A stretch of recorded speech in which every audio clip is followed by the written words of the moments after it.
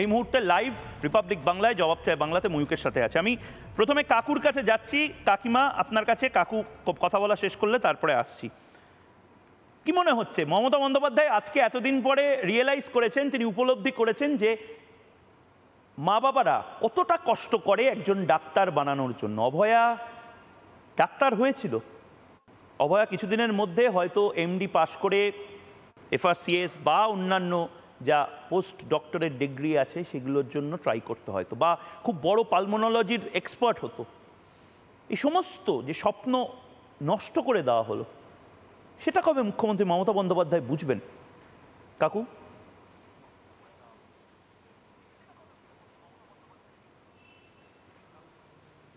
দেখুন, একটা কথা বলবো, সবার প্রথম যে কথাটা বলবো, মমতা ব্যানার্জি সবচেয়ে বাজে ভুল করেছেন কোন জায়গায় উনি হাত দিয়েছেন। এই যে ডাক্তারদের যে স্ট্যামিনা, এই সম্বন্ধে ওনার কোনো অভিজ্ঞতা আছে বলে আমার মনে হচ্ছে না।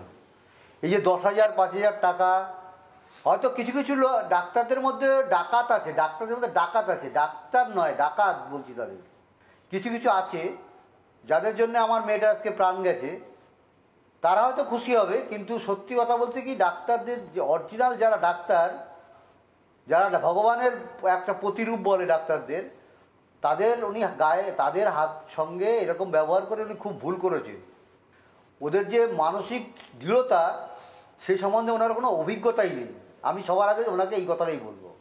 আজকে উনি বেতন বাড়ান আর যাই করুন, কোনো কিছুতেই ডাক্তারদের যে চাহিদা সেটা উনি পূরণ করতে পারবেন না। ডাক্তারদের মেইন অস্ত্র যেটা মেডিসিন, সেটা উনি জাল দেবেন হাতে তুলে চিকিৎসা করার জন্যে, আর তাদের ভাতা বাড়াবেন, কোনো লাভ নেই। কিছু কিছু ডাক্তাররা যারা ডাকাত তৈরি হচ্ছে তারা হয়তো খুশি হবে, কিন্তু যারা ডাক্তার তৈরি হচ্ছে প্রকৃতপক্ষে, যারা ডাক্তারের ভগবানের প্রতিরূপ বলে, তারা কিন্তু খুশি হবে না। মানে আপনি কাকু, আপনি কি বলছেন যে এটা ড্যামেজ কন্ট্রোল করার চেষ্টা করছেন মুখ্যমন্ত্রী? পরিশ্রম করে এবং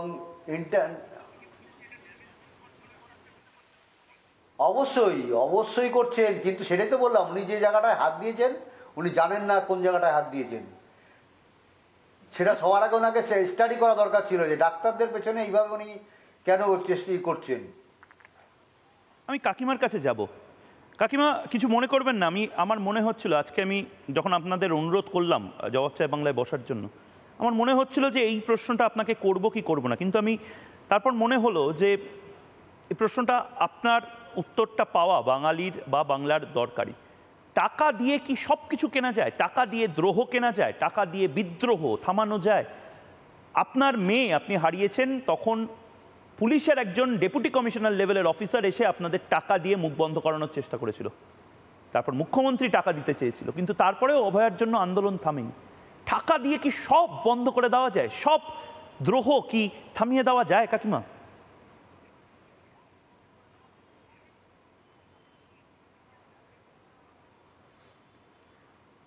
তৃণমূলের একজন নেতা বলেছেন টাকা দিয়ে সব কিছু করা যায়, কত টাকা চাই বলুন। আমি তার উত্তরে বলেছিলাম যে একটা মেয়েকে হারিয়ে ফেলেছি, সেই যে যন্ত্রণা, সেই যন্ত্রণা মাপার বোধহয় ঈশ্বরও একটা যন্ত্র আবিষ্কার করতে পারেননি, কিন্তু ওনারা আবিষ্কার করে ফেলেছেন। কিন্তু আমি মনে করি টাকা দিয়ে সব কিছু কেনা যায় না।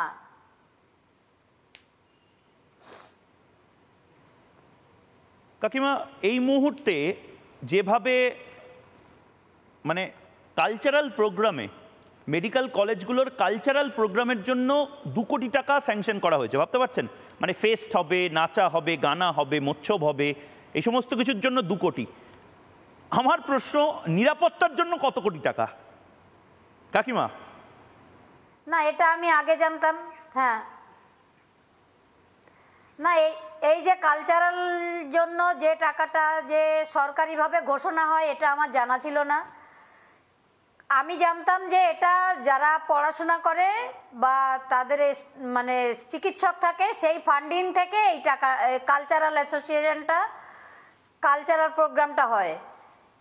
নানা ধরনের কন্টেন্ট দেখার জন্য লাইক করুন, শেয়ার করুন আমাদের ফেসবুক পেজ, সাবস্ক্রাইব করুন আমাদের ইউটিউব চ্যানেল। পাশাপাশি অন্যান্য ব্রেকিং নিউজের জন্য অবশ্যই চোখ রাখুন রিপাবলিক বাংলায়।